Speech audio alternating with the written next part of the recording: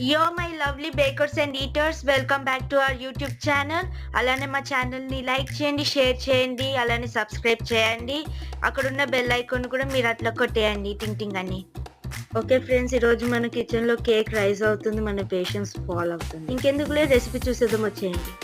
Half KG cake కోసం మైదా 250 grams, sugar 220 to 230 grams, butter 150 grams, eggs అయితే 3 తీసేసుకోండి.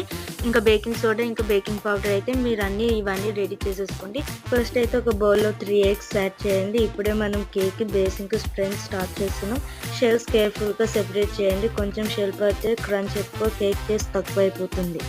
ఇప్పుడు ఈ ఎగ్స్లోనే మనం తీసుకున్న షుగర్ యాడ్ చేసేసుకుందాం. షుగర్ యాడ్ చేసుకున్న తర్వాత మీరు బాగా బీట్ చేయండి, ఎందుకంటే ఎగ్ స్మెల్ రాకుండా ఉండడానికి.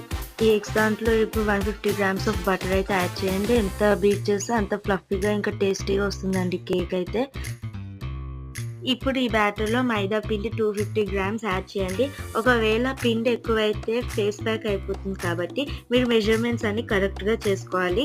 దాంట్లో కాస్త 1/4 table spoon baking soda, baking powder 2 table spoons, ఎందుకంటే ఇవి కేక్ రైస్ చేయడానికి ఇంకా సాఫ్ట్గా చేయడానికి. సో మీరైతే ఇది మిస్ చేయకండి. వెనీలా ఫ్లేవర్ కోసం వెనీలా ఎసెన్స్ యాడ్ చేయండి. ఈ బ్యాటర్ని ఇప్పుడు కట్ అండ్ ఫోల్డ్ స్టైల్లో మిక్స్ చేయండి.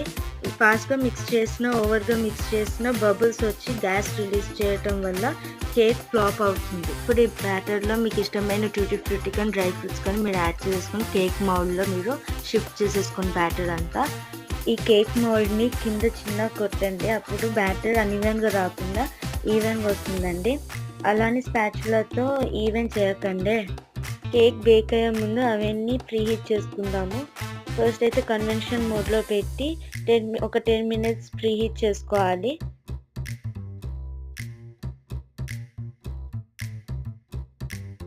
ఫైనల్లీ మన కేక్ మౌల్డ్ని అవెన్లో 180 degreesలో 40 మినిట్స్ వరకు బేక్ చేసుకుందాము.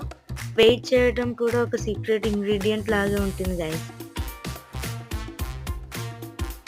టైం అయిపోయిన తర్వాత గోల్డెన్ వెనిలా స్పంజ్ కేక్ తీసేద్దాం అవెన్లో నుండి. టూత్ పిక్ పెట్టి చూడండి, క్లీన్గా వస్తే కేక్ రెడీ. కూలింగ్కి కొంచెం రెస్ట్ ఇచ్చాక తర్వాత ఏం చేద్దాం గైస్, కట్ చేసుకుని తింటే ఫ్లఫీ క్రౌడ్స్లా సాఫ్ట్గా ఉంటుంది గైస్. 1 బైట్లో హ్యాపీ వైబ్స్ గ్యారంటీ. చూసారా గైస్, కేక్ ఎంత స్పంజీ, ఎంత నీట్గా ఉందో. మీరు కూడా ట్రై చేసేయండి ఈ స్పంజీ అండ్ వెనీలా కేక్ని.